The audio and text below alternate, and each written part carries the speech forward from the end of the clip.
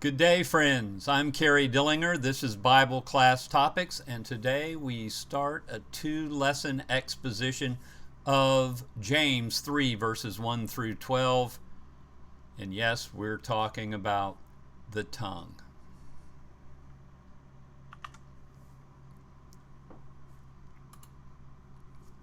How often have you been to the doctor and he said, "Open your mouth and let me see your tongue"? Doctors reference the tongue as one of the indicators of the condition of the body. Doctors can see disease symptoms and an unhealthy body on the tongue. The tongue is a muscle covered with mucous membrane and is used for tasting, chewing, swallowing, and speaking. All of us know about that last use of the tongue, speaking. James, the Lord's brother, has much to say about how Christians should speak.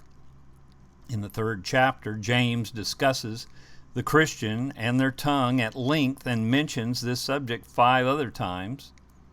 In chapter 1, verse 19 and 26, in chapter 2, verse 12, in chapter 4, verse 11, and in chapter 5, verse 12. Here's what one writer said concerning the 3rd chapter of James. Oh, that the entire congregations of God's people would read this 3rd chapter and tremble. Countless are the broken hearts and lives left in the wake of a poisonous tongue. How many ministers have ceased to preach, driven to despair by the loose tongues of those who should be on the Lord's side? How many thousands have been driven from the assembly of God's people in shame and disgust over slander and tale-bearing? How many churches have been split asunder by the everlasting venom of poisonous tongues? Donald Freem, in his book A Chain of Jewels from James and Jude, page 127. Besides what Donald Freem has to say, let's go and get our Bibles out now and let's read those first 12 verses of James chapter 3.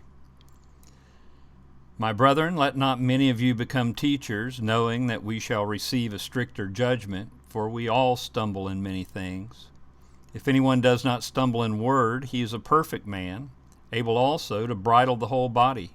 Indeed, we put bits in horses' mouths that they may obey us, and we turn their whole body. Look also at ships. Although they are so large and are driven by fierce winds, they are turned by a very small rudder wherever the pilot desires. Even so, the tongue is a little member and boasts great things.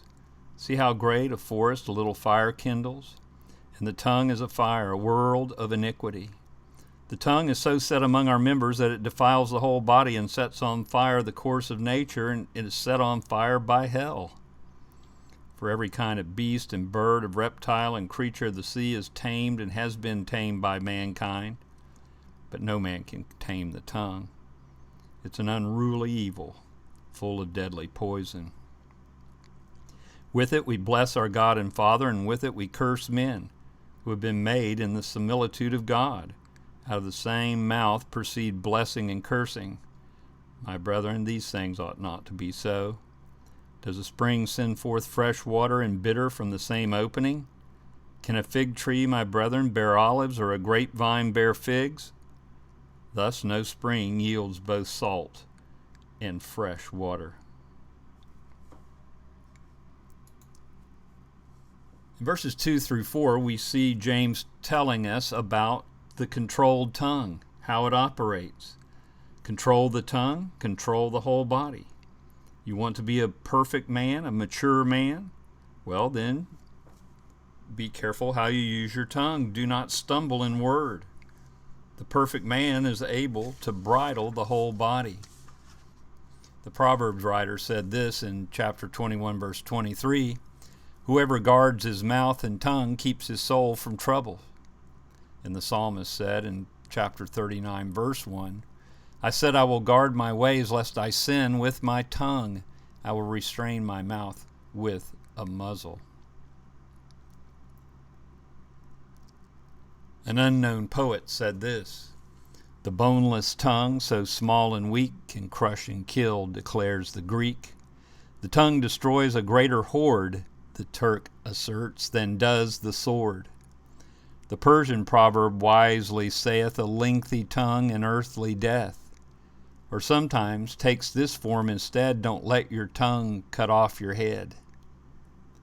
While Arab sages this import, the tongue's great warehouse is the heart, from Hebrew with the maxim sprung, though feet would slip, ne'er let the tongue. The sacred writer crowns the whole, who keeps his tongue doth keep his soul. James tells us a controlled tongue is like a bit. It controls. Bits control horses. A young, strong horse, muscles rippling under the sheen of skin and hair. He chomps and he snorts. He's restless. He's longing to go. Yet with a tiny bit, a person weighing much less can control the strength of a horse. As Christians, we must control our tongues if we mean to control ourselves. A controlled tongue is like a rudder. It directs. Rudders control large ships, James said in verse 4. A ship crossing the ocean is often driven by fierce winds, storms, and even cyclones. The waves will wash over its bow again and again, yet, with a rudder, a large ship can be directed by a single hand against the wind and the waves. As Christians, if we want our lives to be directed by Christ and His will and His word, we must direct our tongues. The controlled tongue can praise God.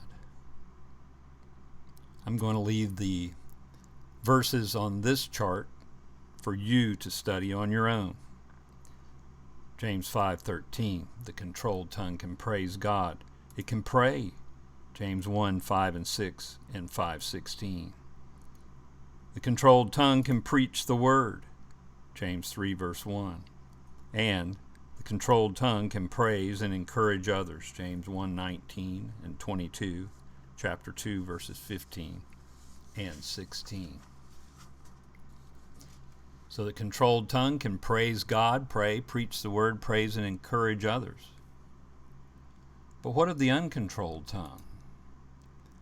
Verses 5 through 8, James has things to tell us. The little tongue boasts great things, verse 5. And that leads us to another chart that I want to give you for your own study. The sins of the tongue start with slander and tale-bearing. Leviticus 19:16 and Psalm 101 verse 5. Another sin of the tongue, lying. Colossians 3:9, Proverbs 12:22, Revelations 21:8, Revelation 22:15. The tongue backbites and speaks evil. Proverbs 25:23, Romans 1:30, James 4:11. And of course, the tongue is where boasting comes from. It's where gossip and whispering comes from. Proverbs 26:20 and 21, Romans 1:29 and 30. And something that can easily get out of hand is sarcasm. Proverbs 26:18 and 19. These are just 6 of the sins of the tongue that I could come up with. Slander, tale-bearing, lying, backbiting, evil-speaking, boasting, gossip, whispering, mean sarcasm. Well, what's the uncontrolled tongue like? James tells us it's like a fire. It's destructive. A little fire kindles a great forest. One tiny spark, one small match can start a blazing inferno that can destroy hundreds and thousands of acres. In London, there's a street called Charing Cross Road that used to be filled with used bookstores. One night in World War II, incendiary or fire bombs hit that area, and over 1 million books were lost in the fires. In the United States, in Chicago, October 8, 1871, a fire started in the O'Leary barn. That small fire spread and became what is known as the Great Chicago Fire. 300 people died. and 17,500 buildings were destroyed, and over 100,000 people were left without a home. The cost was over $4 million. Yes, $4 million in 1871 dollars. A little fire kindles a great forest. The fiery tongue, then, is lawless. It contains a world of iniquity, which of course means lawlessness. A fiery tongue is defiling. It's set among members, and it defiles the whole body. Hebrews 12:15, looking carefully, lest anyone fall short of the grace of God, lest any root of bitterness springing up cause trouble, and by this many become defiled.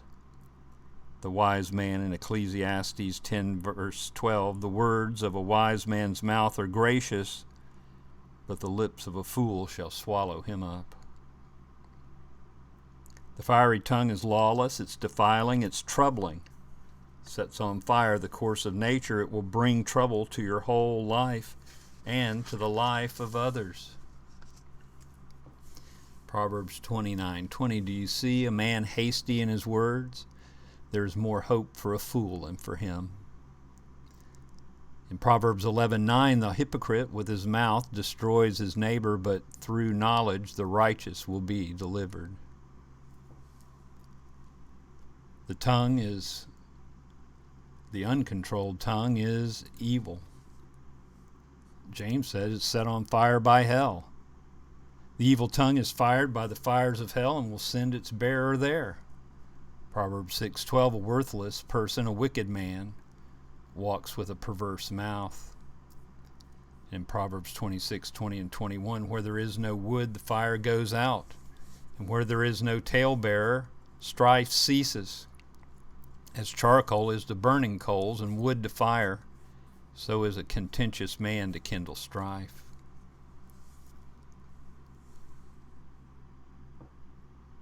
An uncontrolled tongue is like an untamed animal. It's dangerous. Man has tamed many of the animals. The birds, such as falcons and hawks and eagles, can be trained for hunting. Creeping things, animals like dogs and horses, even snakes can be trained. Man has trained some of the sea creatures, such as whales and porpoises. But James says the tongue no man can tame. Wild animals can be dangerous. Just go to a safari park and notice the signs. Do not leave your car. Do not open your windows. During World War II, there were posters that read, "Loose lips sink ships." An unknown author penned this: I lost a very little word only the other day. It was a wicked word I had not meant to say. But then it was not really lost. When from my lips it flew, my little child picked it up, and now he says it too. The uncontrolled tongue is an unruly evil. It's a deadly poison. A deadly drug does not have to be taken in large doses. A few drops of poison can and will kill. The tongue does not need long speeches to be deadly. Only the drop of one word can harm and destroy. One word can destroy peace, ruin a reputation, break friendships, poison minds, and send souls to hell. The psalmist said this in Psalm 140, verse 3, they sharpen their tongues like a serpent. The poison of asps is under their lips. In Romans 3:11, Paul the Apostle said, their throat is an open tomb. With their tongues they have practiced deceit. The poison of asps is under their lips. The proverb writer in chapter 18, verse 21, death and life are in the power of the tongue. It's been said that for every word in Adolf Hitler's Mein Kampf, 125 lives were lost. 125 lost lives for each word that Hitler wrote in his book. A Japanese proverb says the tongue is but 3 inches long yet it can kill a man 6 feet high. In Proverbs 16, verse 28, a perverse man sows strife, and a whisperer separates the best of friends. Please come back and join us in our next lesson, part 2 of this series. We want to talk about the fact that it's impossible to have both a controlled and an uncontrolled tongue. The outline for this study was published at padfield.com.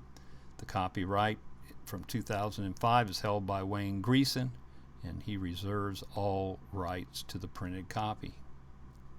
Thanks to Alexander Krivitskiy over on Unsplash for this rather unsettling photograph of someone displaying their tongue. You can always contact me privately at BibleClassTopics@gmail.com. Thank you so much for watching and studying with me today. We're looking forward to seeing you, Lord willing, in the next video coming up in just a day or two. Until then, may God bless.